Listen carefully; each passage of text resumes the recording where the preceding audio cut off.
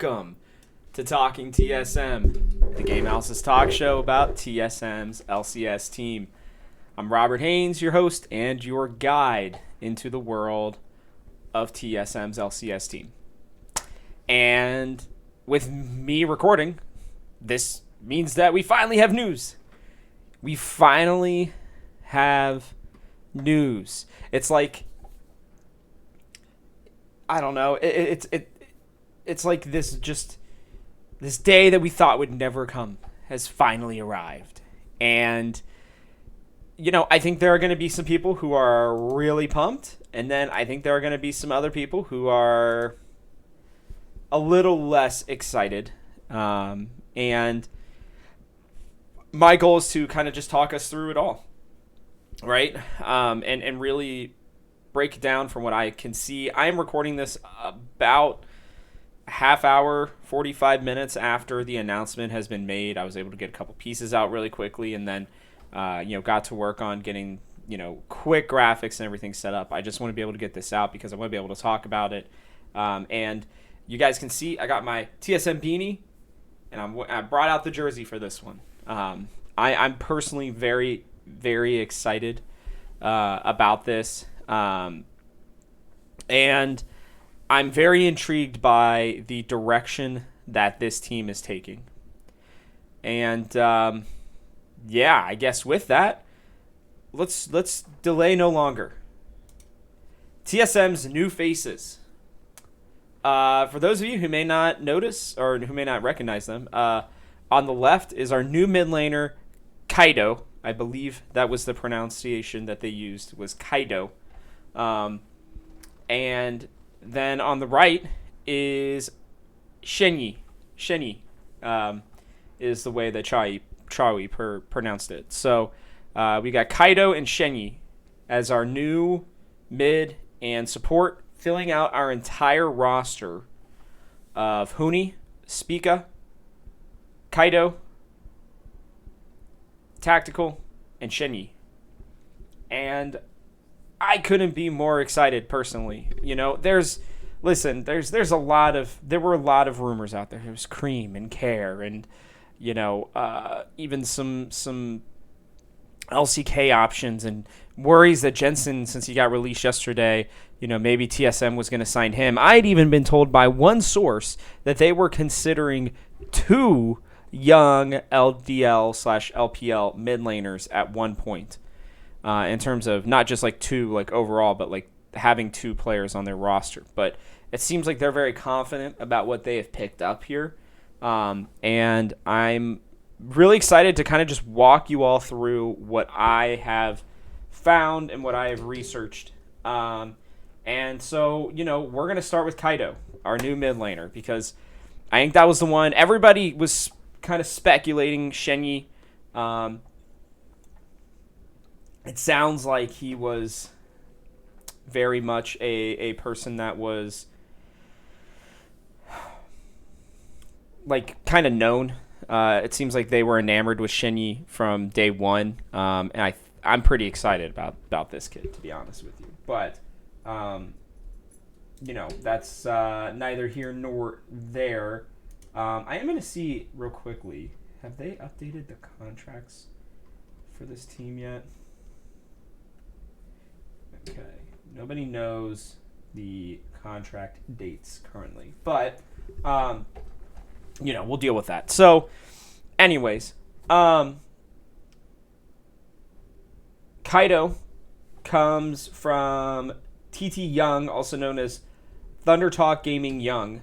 An LDL team, obviously, from China, and they finished 8th and 10th, respectively, in the summer, and then spring was 10th, summer was 8th. They got better, and so it was interesting to see, kind of the progression that this team made, and. I'm encouraged by, kind of what I've been reading up on and seeing about some of these players. And to be honest, when I went through a lot of our different options, right, going into this year a couple weeks ago. There were some that I was, a little more or less, excited about. There were some that I still think you could argue may have been better, but, I don't know. I'm neither here nor there. I'm not gonna sit here and tell you that one is certainly better than the other one. What I am gonna say is that I trust this coaching staff. From what I was told, so this was from a source that seems to know a lot of what goes on in this world of League of Legends.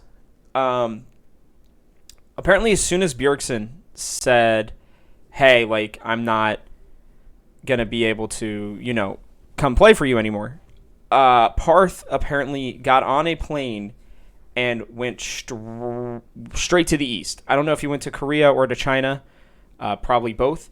But they set up basically a boot camp / tryout for the last month, and they reference this in the video or in the tweet. I don't remember which one, but they reference this and they say, hey, like, we started these things for a month, and from what it sounds like, TSM, the reason why we didn't get an announcement, guys, for so long, and I understand was really frustrating, was because TSM tried out a lot of players from the sound of it. Like, I'm not gonna say exactly how many because I don't know, but I'd imagine at least 5 at each position. And from what it sounds like, Parth and Chawi and I'd assume even probably Peter Zhang have been really, focused on trying to find who would fit best. Maybe not even necessarily the best player, quote unquote, but the player who would fit with this team the best. And it sounds like something that we had predicted, something that we had discussed. This team is going super aggro, right? They're going to follow the LPL style of being aggressive basically at all times, from the sounds of it. And so apparently they feel like Kaido fits this. And I want to kind of walk through what I have seen so far, just looking at who Kaido is and what his stats are. And with TT Gaming or TT Young, whatever, Thunder Talk, one person already reached out to me and was like, hey, I haven't heard that Kaido is great, but that being said, it was his first year, right? And I think that that's something we really have to take into consideration. This kid started playing in 2021 at a professional level for the very first time. And, I'm looking at his stats right now, and I can tell you I don't really think he did all that bad. He's only 20 years old. He's going to turn 21 here, in May at the end of the spring split. So he's very young. He's somebody who I think can grow with the team. And, when looking at it, I think that this is it's a very interesting pickup. So sorry. I'm a little all over the place because I didn't prep this as much in terms of the actual structure. Mostly because of the fact that, I just wanted to get this out there. I wanted to talk about it. So here are, we're going to go through his stats first. So in the spring, Kaido was 133 kills, 107 deaths, 326 assists in 45 games. So a KDA of 4.3. His kill participation, 63%. Near the lower end to a certain degree, but I think that kind of talks more about the team than it does him. And his kill share of the team wasn't even 20%. So, little bit concerning there. But when you look at his laning stats, this is where I find it to be very interesting. For players that played at least 45 games or more, he is 4th. He had, 121 gold difference at 10, 116 XP difference at 10, and 1 CS difference, at 10. But his CS per minute was 8.3 as well.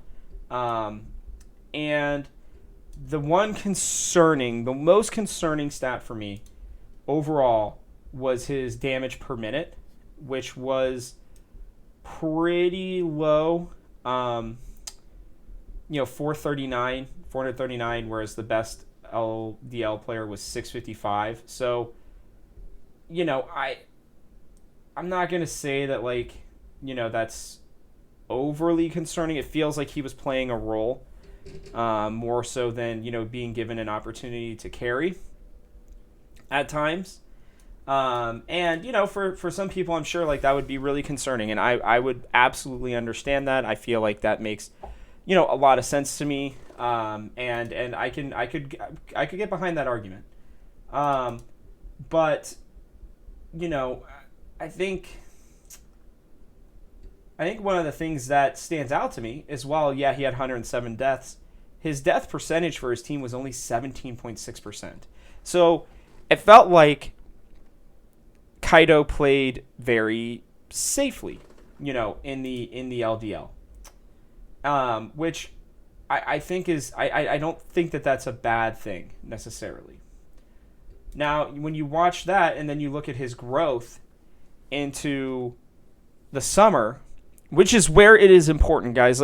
Listen, we're not going to have Spica's, popping out and being amazing in their first split. And truly, Spica really didn't come out and be amazing until a second or third split. And I think most players, that's kind of the way it goes. And so, sure, you could absolutely argue right now that I am, maybe playing defense right now for him. But I truly see a player that is very intriguing to me. And whether you like it or not, the LDL, the Chinese leagues, are really freaking good. The LDL is as strong as any European or Korean, secondary league, right?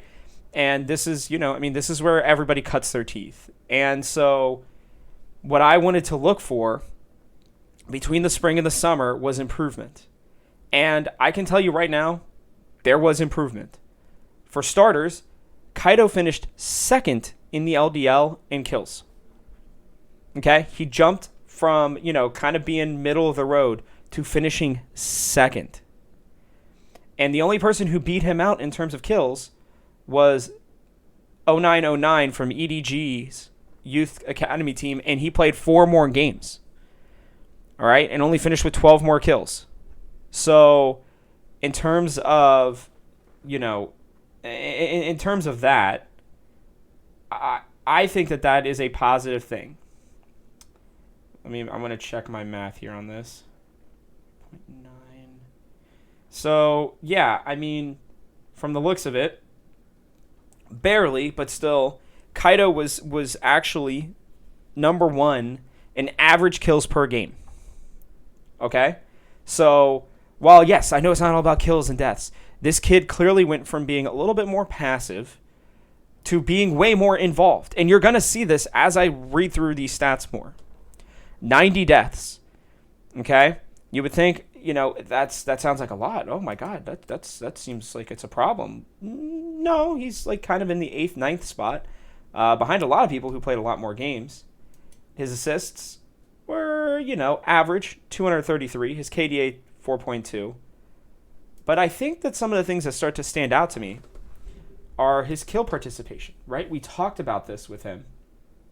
63%. I was like, that's not great.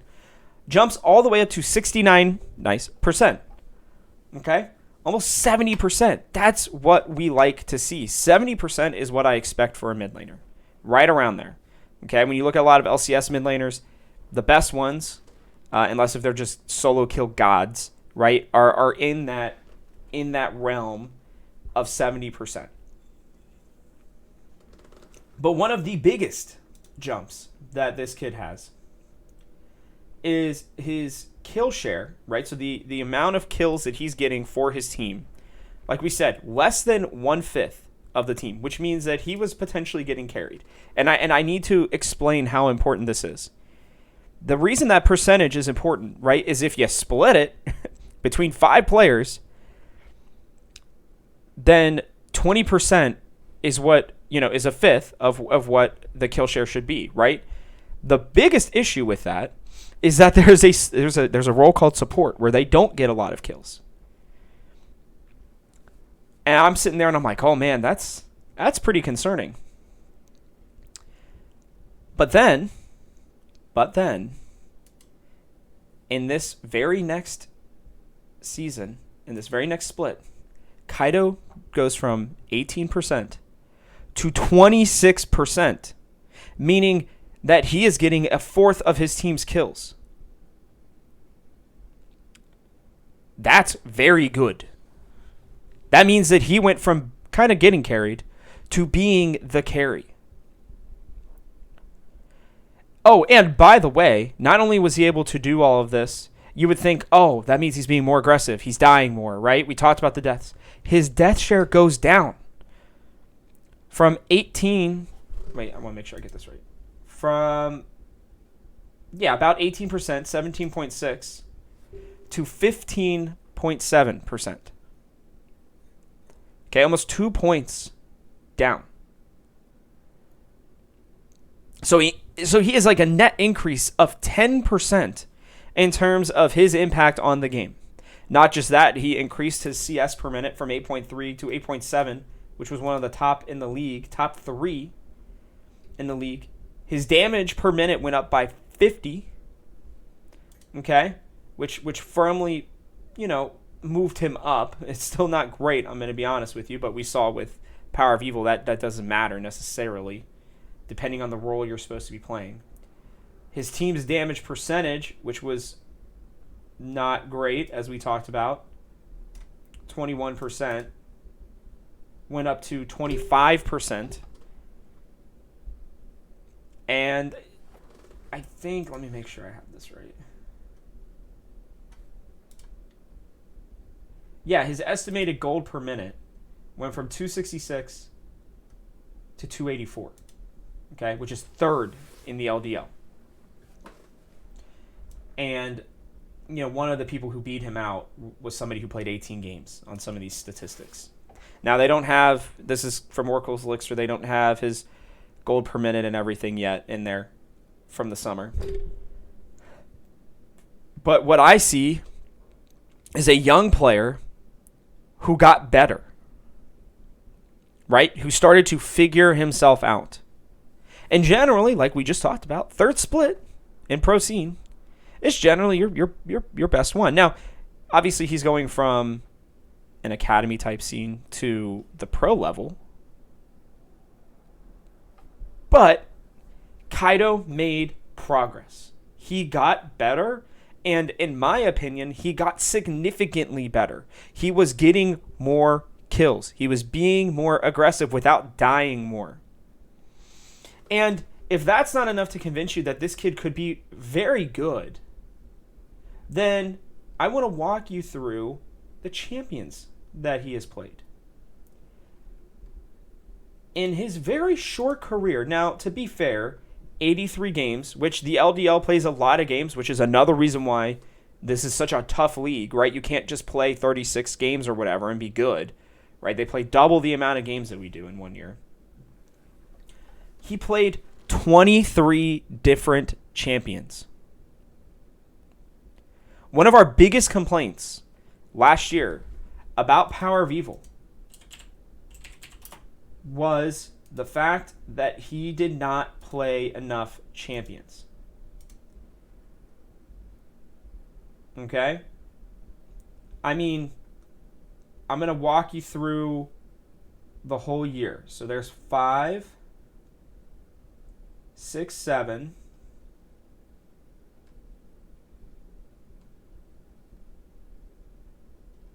Let me make sure I'm not missing this. 7 still. 8, 9, 10, 11, 12.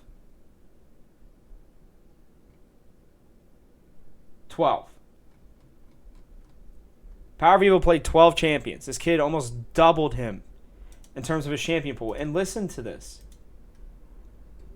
Twisted Fate, Rise, Victor, Syndra, LeBlanc, Renekton, Silas, Viego, Galio. I get to say Galio without having to force it. This kid's 4-0 on Galio. You think I'm not pumped about that? Highest KDA in all of his champions that he's played more than twice. 11.75. And this is all in 1 year. Seraphine, Echo, Zoe, Diana, Aurelia, Pantheon, Azir, Orianna, Karma, Set, Jace, Lee Sin, Aatrox, and Camille. 23 different champions in 1 year.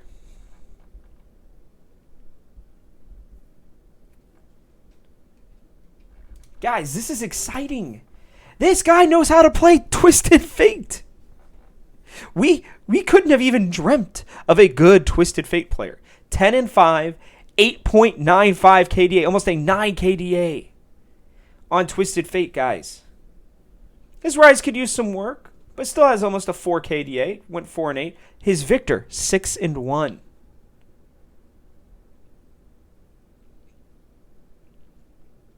His Syndra was his worst champion. And I feel like when you play with a better team, a team that's a little bit more cohesive, Syndra's just generally play better. Otherwise, they just get picked off and die a lot.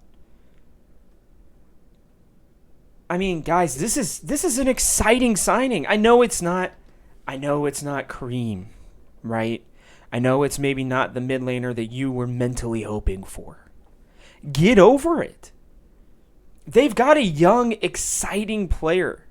Somebody who can play anything they ask him to. Is he going to be great at it? Nah, maybe not the first time. But you give him some time and he'll be good. I mean, how do you prepare for a kid like this? Oh, you ban his Twisted Fate and his Rise and his Victor? All right, whatever. He's got, 20 other champions that he can play. Guys, I cannot express this enough. He is young. He is coming up, and he's not known for like one champion or two champions that he's good at. He's good at a lot of different things. He can play the assassins. He can play the mid lane bruisers, right? He can play the globals. Guys, his two best champions are Galio and Twisted Fate last year. Two of his three best champions.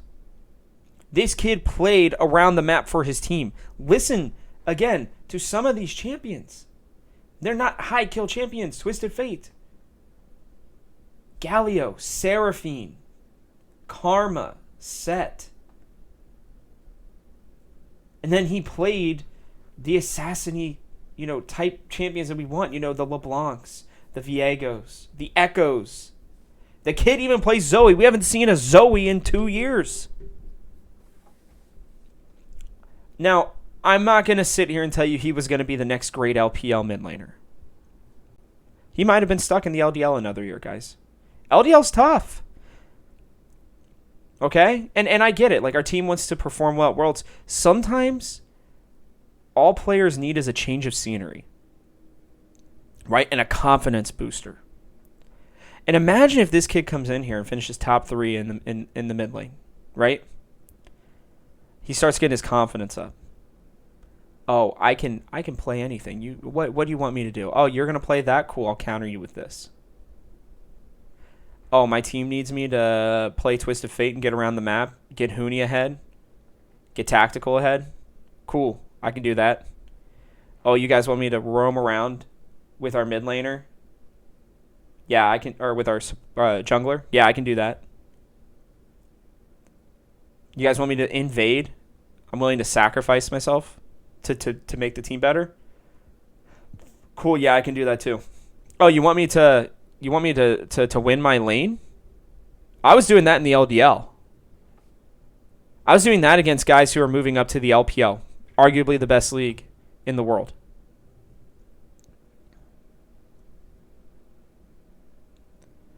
This kid may not be the next Doinby. He may not be the next rookie. He may not be the next Faker. But if you're gonna seriously complain that Kaido is our new mid laner, get out of here. Get out of here. I can tell you right now, this kid's probably already a top 5 mid laner. Actually, you know what? I'm going to look it up. I'm going to look it up right now. Give me just a second. I wasn't planning this. But now I'm fired up.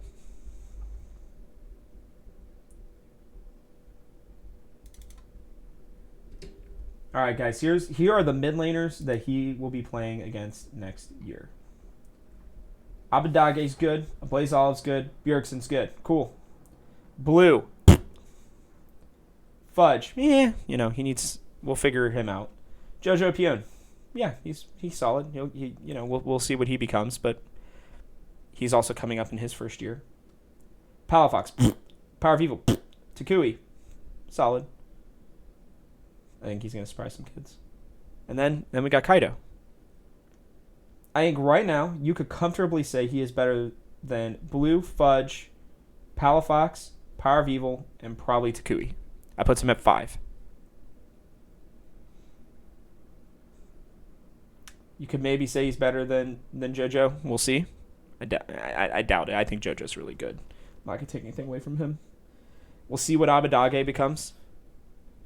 We'll see if a Blaze Olive can continue what he was doing. And we'll see if Bjergsen can pick it back up. The mid lane is as wide open as it has been in forever. There's young talent. And this kid's... He's already cut his teeth against some of the next great LPL mid laners. And he's found a taste of success. His team got better, right? We saw in the spring he didn't do well. TT Young didn't do well. They finished 8th. They moved up a little bit. I can't imagine that wasn't because of him. Right? I'm sure he had an impact on that. I'd be more surprised if he didn't. And I mean, guys, there are 25 teams. 25 teams in the LDL. His team went 21-21. Exact even split during the summer. Right next to, well, EDG, Youth.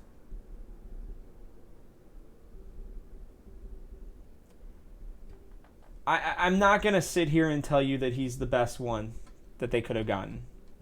I'm sure Cream would have been a really nice grab, right? But he's young, he's getting better. And I think he's going to find success in this league, especially with a jungler like Spica. You think that's not going to help this kid? Then you are out of your mind. You are out of your mind. Because I can tell you right now, Spica's going to make this kid better. He is going to be a better player. All right, that's enough on Kaido. Let's move on to Shenyi. Shenyi is apparently... another person sent me a message saying this kid is a stud. Okay? He got a cup of coffee, as we call it in the sports world. A cup of coffee up in the LPL with who other than Fun Plus Phoenix this last year. Clearly, they felt as though this kid could play well. Oh, and guess what? He was awesome in his 5-game cup of coffee with arguably one of the best teams in the world. 2-0 on Nautilus, 2-0 on Rakan, 0-1 on Thresh. Kind of fed a little bit that game. But 8 KDA, 8.3, 12 assists, 10 assists. Averaged a death and a half per game. His kill participation, nearing 70, magic number. Right? 68.6 and 67.6.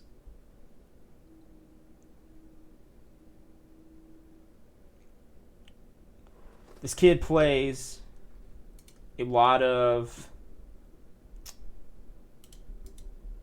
And he is a kid, by the way. Sorry, I should probably start that off. 19 years old, going to turn 20 in May. Funny enough, both our players have birthdays in May. So, maybe we'll be celebrating an LCS championship and heading to MSI on their birthdays. That'd be cool. 10 days, a year and 10 days apart for the two of them. He has been playing a little bit longer. He's been playing one split longer than Kaido. He got signed to FunPlus Blaze, the FunPlus Phoenix, academy team, in May of 2020. And, there's not a whole lot to glean from, these younger, players. It's kind of hard to compare supports when it comes to statistics. It's more of looking at their style. I haven't done a lot of research yet on watching the games. I've just been absolutely swamped. So I haven't really had a chance to. But, in the summer, they finished 4th before going into playoffs and kind of bombing out. But in the spring, he helped lead them to a second-place finish. They finished 1st in his first split with the team, and then he took the spot over completely during the playoffs, and they finished 3rd in the 2020 summer playoffs.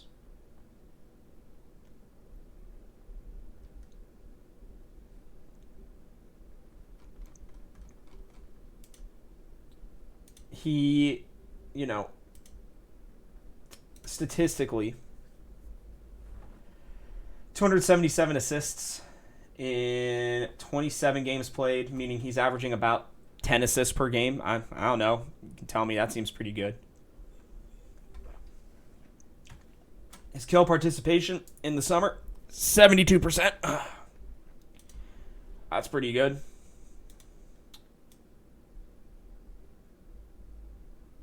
And it looks like, generally speaking, he was helping his laner get ahead in the spring. Again, they don't have the summer stats. His kill participation went up 4% in 56 games.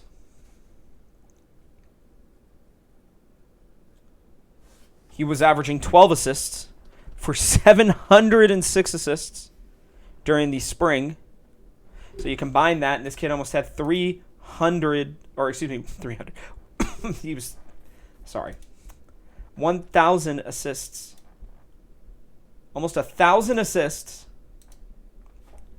in 83 games. Almost 1,000 assists. Oh my God. That is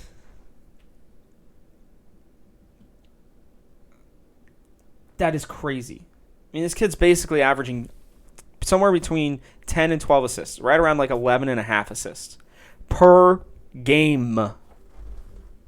And not to get your guys, too excited, but 17 champions, and they're like all engaged champions, right? He is also an aggressive player, and apparently he took over comms the second he walked in. According to their tweet, they loved him from day one. He was their very first choice at support. I think he saw that his path was blocked by Crisp. But guess what? Now he's on TSM. And he's 19. I'm telling you right now, I think this kid was going to go up to the LPL and help a team to get to Worlds. No matter what team that was. This kid's a beast. Best champions: Alistar, Nautilus, Rel, Leona, Rakan, Thresh, and Taric. Haven't heard that one in a while. He can play Bard. His karma's not great, but he can play it. TK, Braum, Set, Galio again. I think this team's going to be picking Galio this year. I hope, please. Lux, Gragas, Maokai, Pantheon. This guy is like an engage god.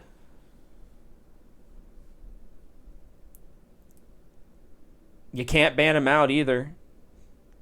You ban out his Alistar and his Nautilus. Okay, he'll play Rel. 16-3 on Rel with 12.3 assists per game. Leona's okay, 8-11, but, that's kind of feast or famine. That's how she is. Rakan, 10-4. Tarek, 7-1. Bard, 6-1. Tom Kench, 5-1. He has a losing winning rate on 3 champions. Gragas, Karma, and Leona. Out of 17. Pantheon's 50-50. So 16. This kid is a stud. He's young. And we have him. He is on TSM's team.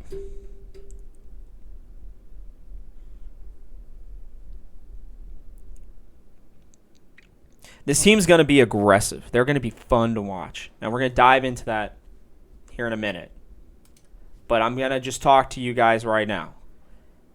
Kaido and Shenyi, welcome to TSM, for real.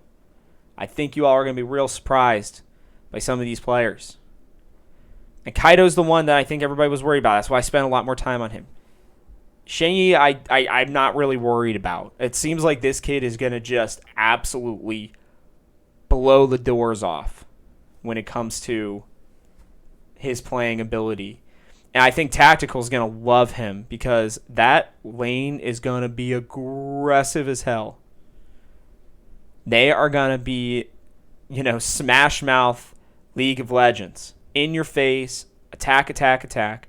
This team is going to go for fun team fights. And guess what, guys? They're going to be a bit of a coin flip, I think, early on. Okay, we'll talk about this here in a minute as how I feel about this team in general.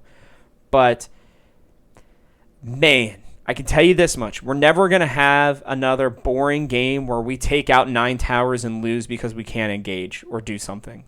I don't think that's happening with this team. I don't know about y'all, but I'm real excited. All right, let's head into segment 2 here. TSM's coaching staff. Now, I already referenced Chawi. I love the fact that they had the announcement video, and he was the one talking. Were you worried that our coach was coming from the East and not being able to speak English? Because I wouldn't be. His English is real good. Real good. Okay? And not just that, but then you have Peter Zhang, head of player development. Now, I don't know if you guys can see that very well.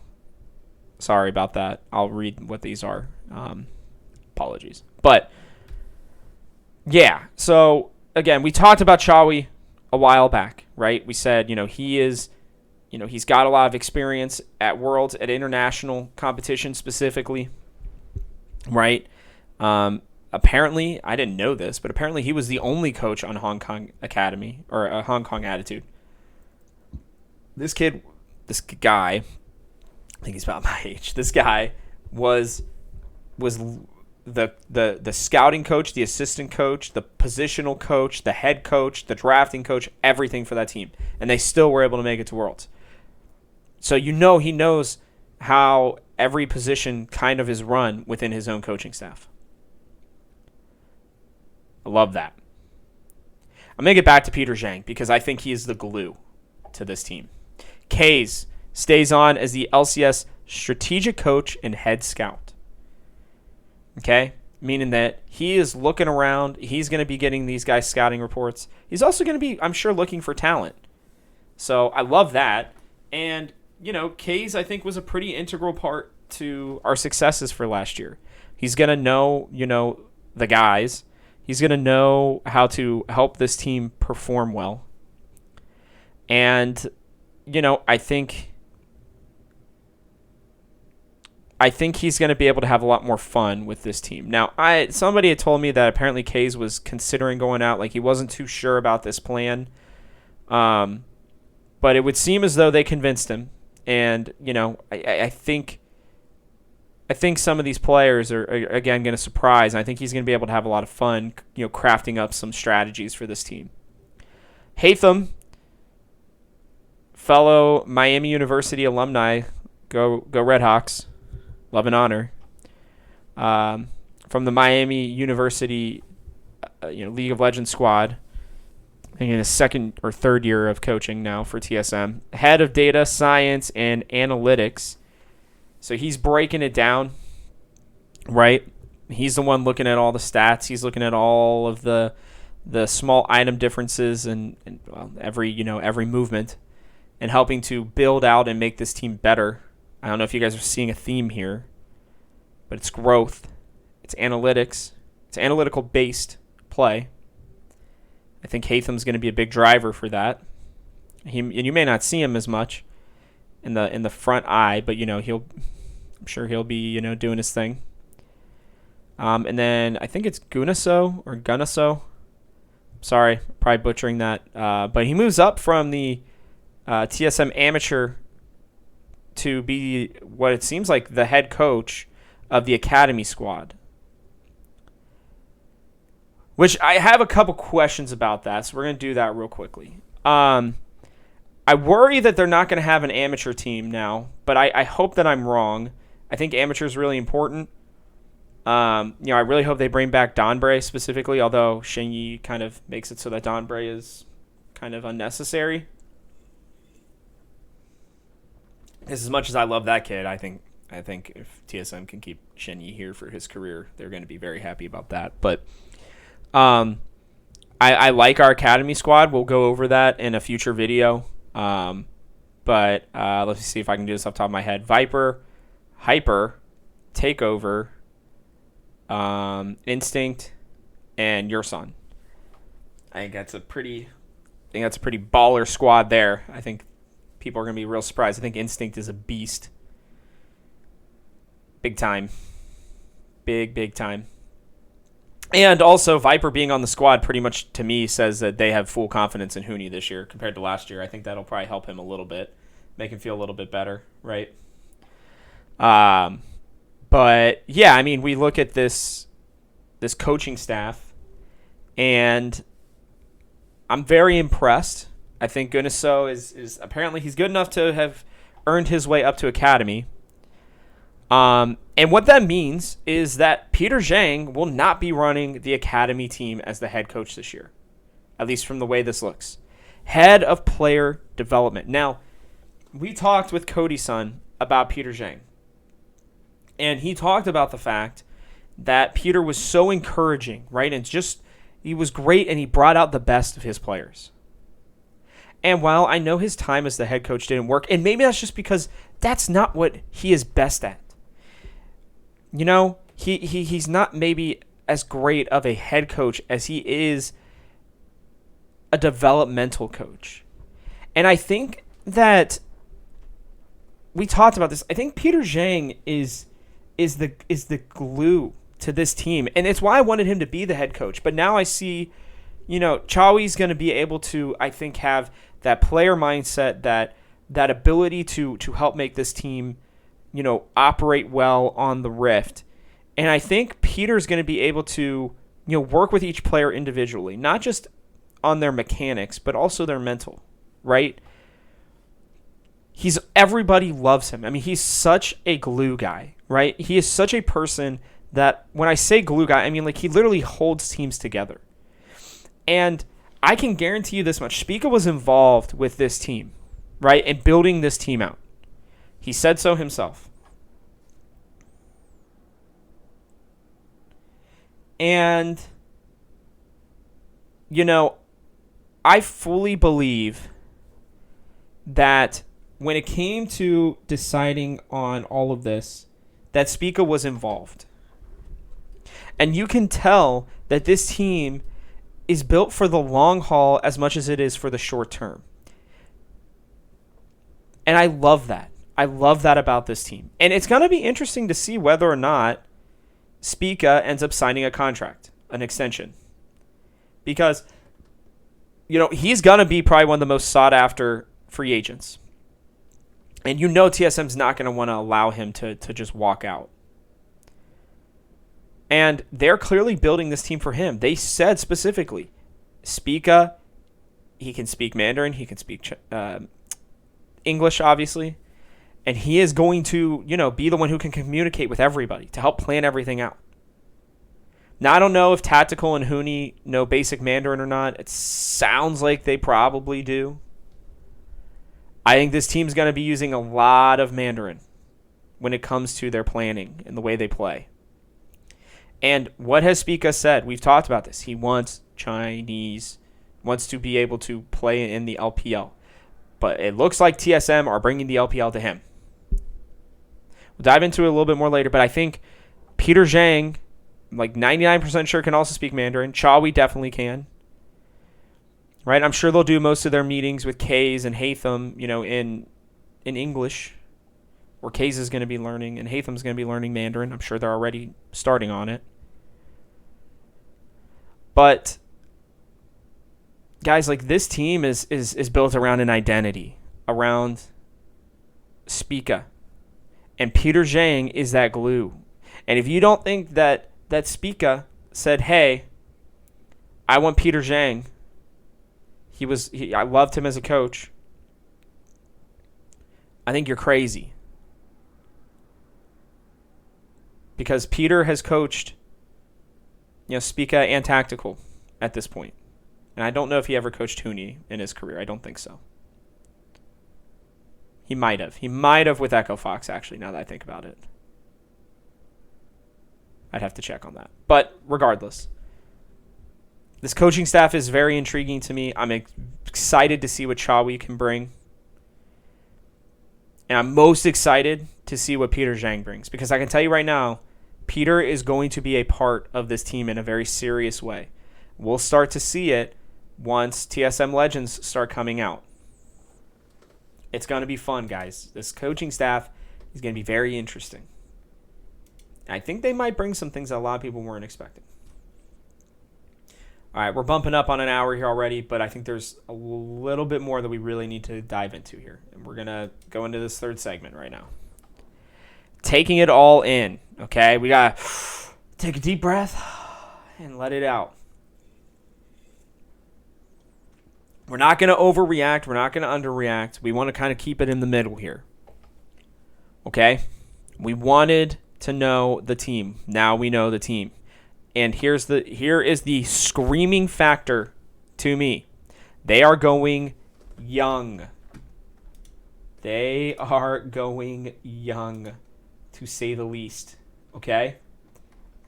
Looking at this starting roster, Hooney is going to be 24 here. Wow, he's born on Christmas. There you go. Interesting. For those who celebrate, that's interesting. So he's going to be 24. He'll be the elder statesman. Spica will be 21 in February. Kaido will be 21 in May. Shenyi will be 21 in May. And Tactical is 21 for most of the season. Okay? So we're going to be one of the younger teams in the LCS. We're going to be a team about growth. And I was talking to somebody who's a C9 fan. It's going to be really interesting to see, TSM is going the young Chinese route, the young LPL route, and C9 is going the young LCK route, the Korean route, right, with their teams. It's going to be those two. I mean, the rivalry is going to be cool just because it's LPL versus LCK. Think about that storyline. I mean, it's so funny how they just seemingly are mirroring each other at all times. And then TL's just like the Yankees. They just don't give a crap. They're just going to throw money, try to get the best team possible. I don't think they care about developing talent anymore. I just don't know if that'll ever really be their strategy. At least not, I shouldn't say ever. That it's going to be their strategy, at least for a little while. And they're one of the oldest teams in the LCS. I think like every one of their players is 23 or older. So age is just very interesting. I'm sure you guys probably get upset with me for talking about it so much, but I do just find it to be very intriguing based off of my perspective, everybody else's perspective, and even like the player's perspective on age. It's very, very intriguing. And we saw that this year. I mean, most teams are going young. Last 2 years, man, it's not recycling of veterans anymore. Going young is the way. This is the way. This team is built around aggression too. And I love that. There were just so many games last year where it was like you could tell Hooney was holding back. You could tell Spica was holding back. Lost, and I don't think they ever really unlocked Lost the way they wanted to. But Sword Art and Power of Evil, they wanted to go around the map. They wanted to be objective focused, which I like. I think that's important. Don't get me wrong. But I think aggression is going to be so much fun.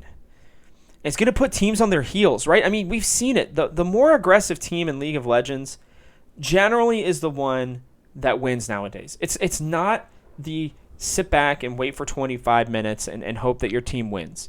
I don't think we're going to see a lot of team comps that are based off of that. Now, that is going to, while make us electric, that is going to make us a bit of a coin flippy team. Like there are going to be games where we're going to be real freaking aggressive and we're going to die a lot. And we may lose the game within the first 10 minutes. But damn it, that's going to be a fun 10 minutes. Right? And then there are going to be other games where we're going to be up 8 kills in the first 5 minutes of the game, right? Because Spica's roaming around and attacking, and Hooney's diving in there, and you got Zhang engaging constantly. You got Kaido moving around the map, right? The style of LPL is seemingly the way that it's been going, right? The style of Korea was wait back and scale. And the LCS kind of took that in. But then EU was like, hey, no, we're gonna go a little bit more aggressive, right? And then the LPL took that to the next step and won a couple world championships. And then everybody started adapting it. And by bringing in a player, a coach who's used to coaching that style, by bringing in 2 new players who that's all they've ever known, Hooney shows that he can play both styles. Spica obviously wants to be more, he talked about it in interviews and stuff. They weren't as aggressive as I think he wanted them to be. And while I think he adapted well and won an MVP off of it, I think this was pretty, something that he expressed it very seriously about being more aggressive, and I think he's going to get it. And then you got Tactical, the king of aggressive, sometimes over-aggressive plays. You thought Malphite Tristana was fun. Just wait. He's going to find a way to make Ashe like Malphite too, or something crazy like that. I don't know who's exactly in the meta right now. I'm going to have to start grinding some games again as soon as I get back from being out of town. But I'm only going to have like a month to relearn the meta before we head into the season, which is great. We're about a month and 5 days away from our first games of 2022, guys. That's exciting. And if you don't think that they were thinking about this ahead of time, at least to a little bit, to a degree, Chinese fans, right? I don't know if y'all saw when EDG won Worlds. I think it was Fion posted this on Twitter of videos of entire Chinese apartment complexes cheering for EDG. The fan base in China is crazy. Right? They love League of Legends. And I mean crazy in a good way, by the way. Like, they're very fanatical. They love their teams. And if you think TSM's not playing some 5D chess right now and trying to get some of those fans to be interested in the LCS, you're crazy. You think some of those Fun Plus Phoenix fans aren't going to be like, oh, our team's kind of breaking down, but look at Shingy. Shingy's over in the LCS, and he's dominating. Oh, okay, I might start watching TSM now. TSM's intentionally, for the last 2 years, been trying to get more of a foothold in the East.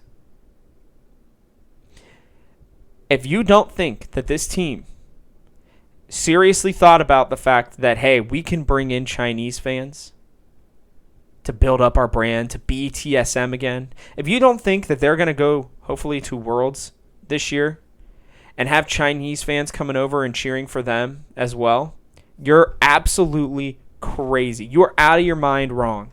They absolutely 5D chess this, big brain this. Reggie knew all along that if they were going to go into the East, he wanted the Chinese fans. Is it convenient that Spica's there too? Absolutely.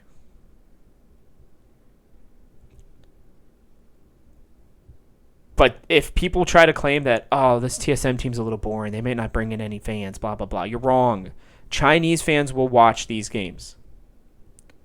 How intently? I don't know. How many of them? I don't know. But this team is going all in on China. They're going to start marketing in China. They're going to start telling people, hey, look at our team. It's like mini LPL.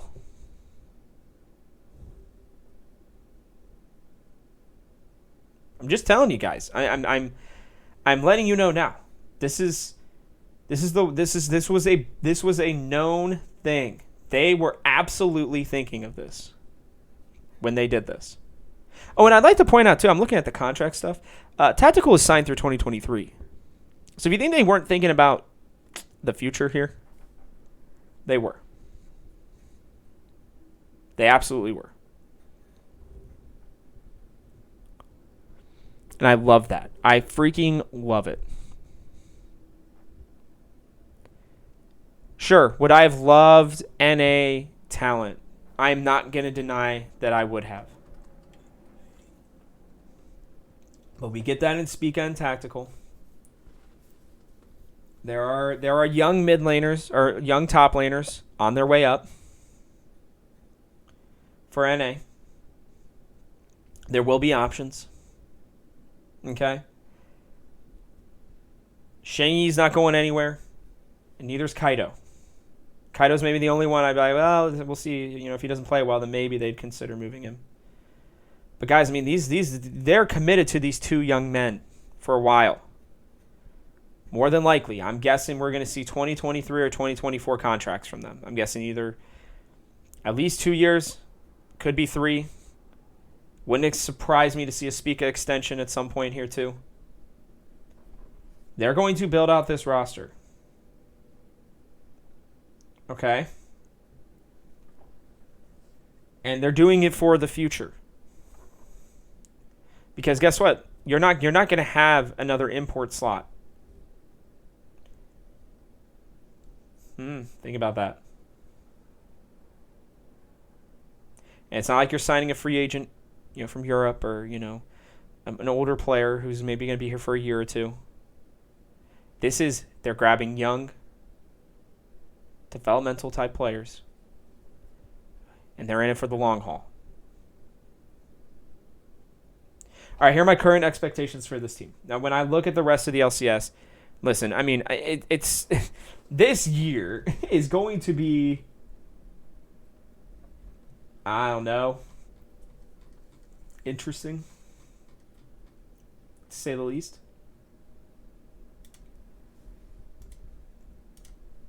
I think there's a very clear, there's clear levels of teams right now for me. And I will truly tell you, I don't know that there's a bad roster in the LCS this year. For the first time since I can remember. Now, there will be teams that will underperform just because of the fact that every team's good and their record may not look great. But I'm telling you right now, these teams are not going to be bad. The level of competition in the LCS has increased substantially from 2 years ago. And this is the start of what we want, what we need for this region to get better.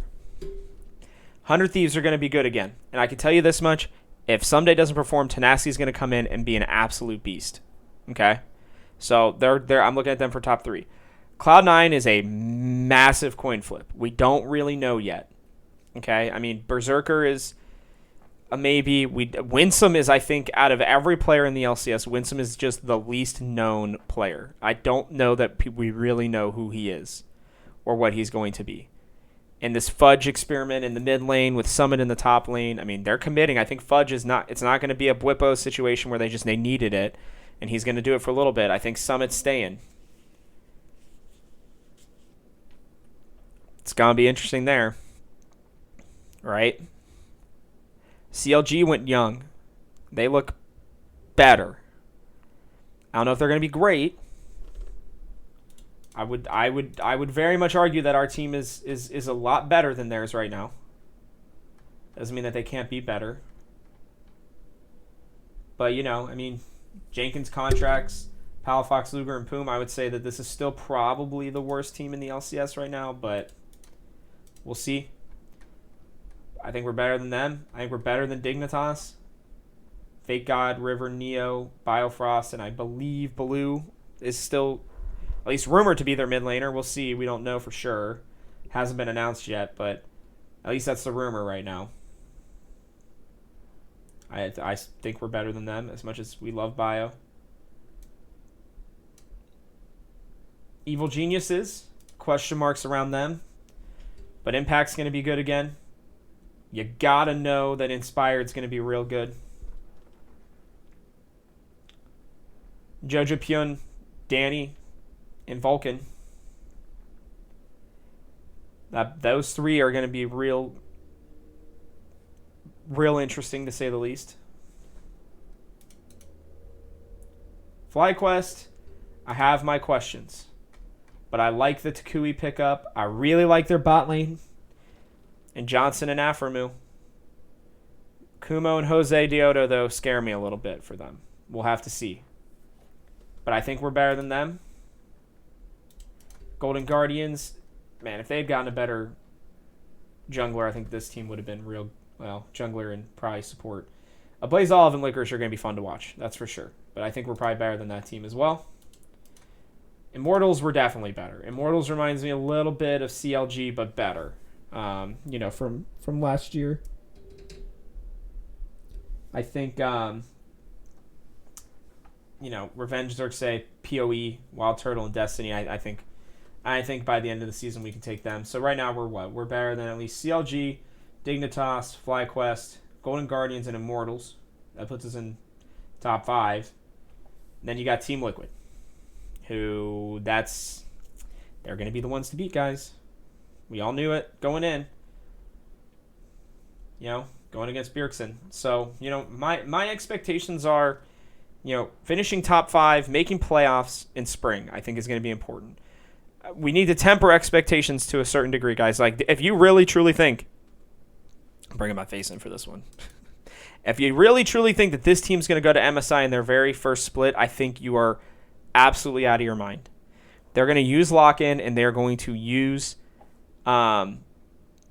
spring split to really figure out their style, to learn how to become a cohesive unit. Sure, other teams are going to be doing it too. Totally get it. But this is an experiment unlike any other. Okay? Kaido and Shenyi are, I think, two of the, I think Mallory looked this up.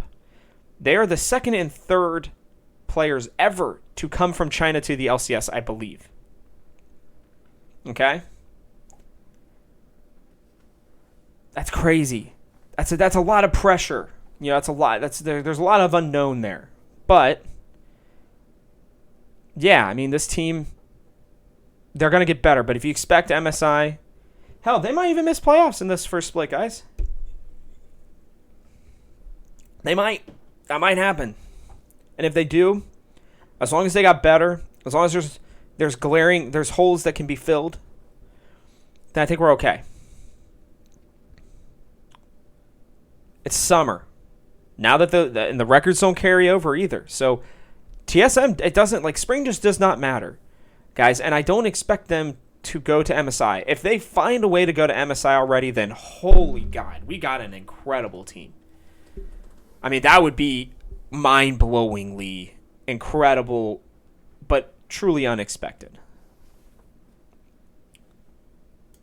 I think our expectations for now, truly, need to be seeing improvement in the spring and then pushing for Worlds in the summer.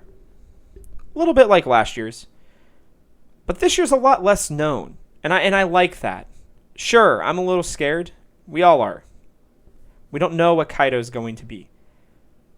Right? I think he is a very key part of this. But I think the great thing about him and his play style, truly, is if we need him to play a facilitator role, to allow for Huni to get to carry, or Tactical to carry, or Spica to carry, or Shenyi, let's say that, Senna comes back, right? I think he can play that. I think he can play the Seraphine or the Karma or, whatever supportive mid that we want. Lulu, right? Should she come back into the meta? I'm sure that they'll try to teach him Zillion, even with Bjergsen not here. But he can also play those champions that go around the map and help get his, help get the other players ahead, the Twisted Fates and the Gallios, right?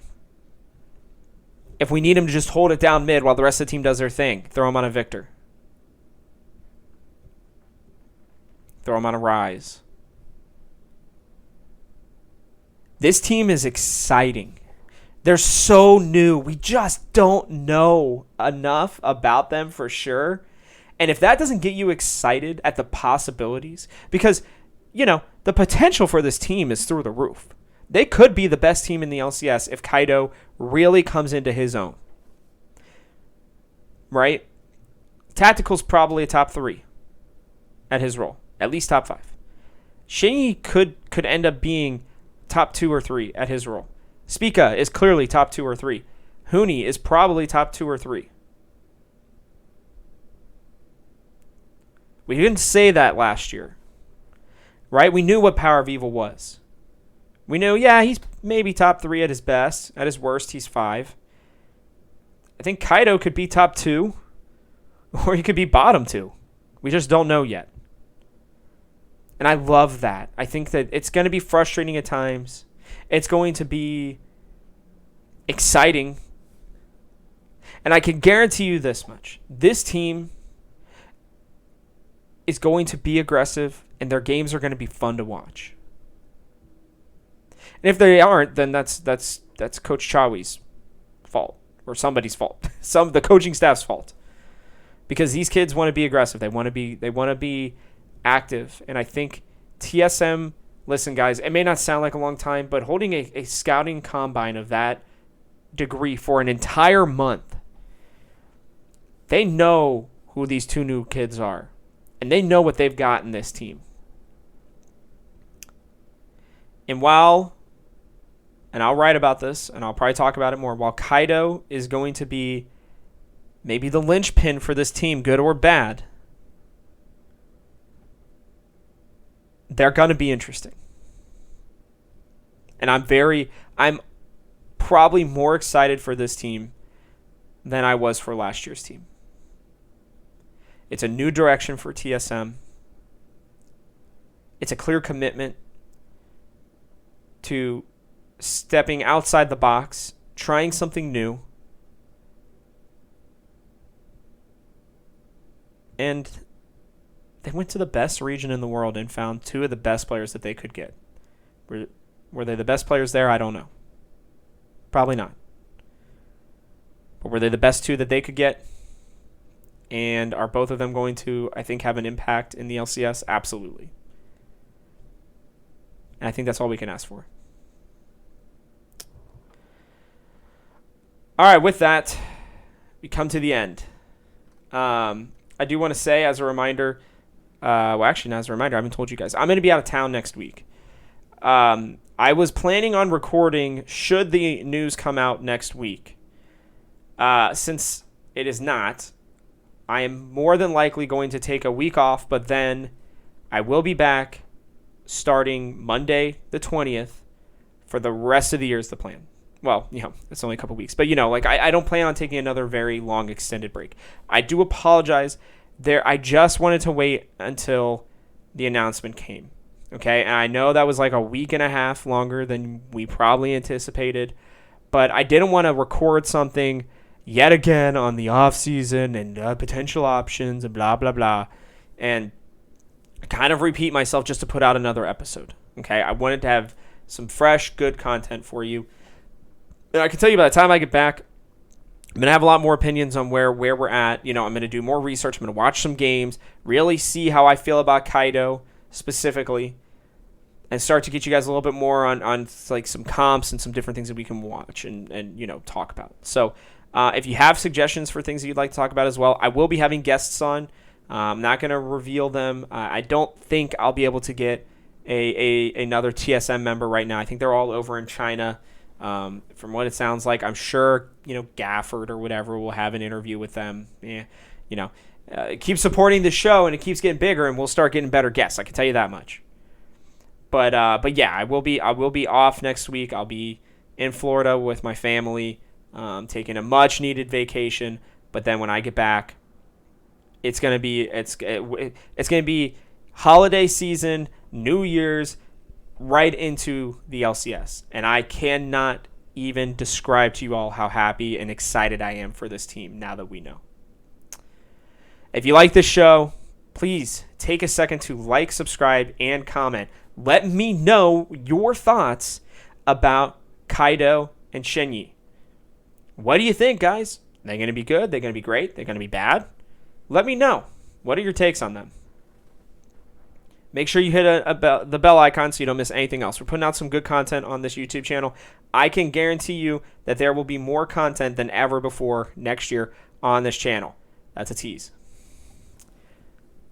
Also, please keep supporting this on all podcasting platforms. I think we just finally got on Amazon Music. I got an email from them. They were like, or Amazon's podcast thing. I think it's Amazon Music. They were like, hey, welcome to Amazon Music. Control some stuff here. And I was like, oh, okay, well, I thought I was already on there, but I guess not. So if you like Amazon Music, go there. You can find us there now too. Please share this with your friends. You can find me at TGH Robert Haynes on Twitter. You can find the Gamehouse at TGH Esports on Twitter as well. Go give us a follow. Engage with the content. I tried to tweet as much as I can about TSM stuff. You probably were getting annoyed with the amount of TSM tweets that I was doing.